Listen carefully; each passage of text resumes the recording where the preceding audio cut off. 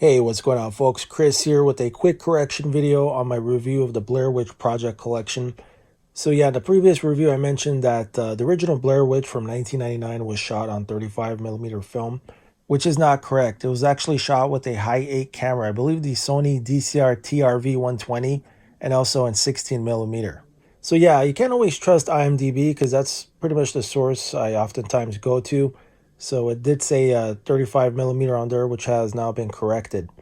But just a heads up, because the one of the producers contacted me on the review, and he mentioned that no, it's not shot on 35mm. It's wrong. It's shot on high 8 and 16mm.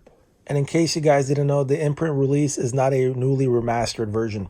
So if you want the remastered version, you got to get the second sight release, which I believe is released internationally, and it's a region B blocked. So you can't see that in the States unless you have a region-free player. So yeah, a lot of folks want to get the Imprint release because Book of Shadows is included and the great supplements. You get, like I said, a lot of supplements, commentaries, behind-the-scenes features and whatnot. And another thing to note that producer Michael Manello was mentioning that this release of the film and pretty much all previous releases was not what the filmmakers intended.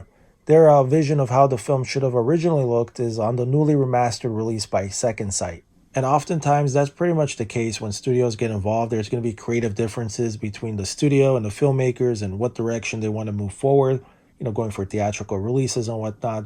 But at least the filmmakers for the Blair Witch Project finally got their vision released. See you in the next one.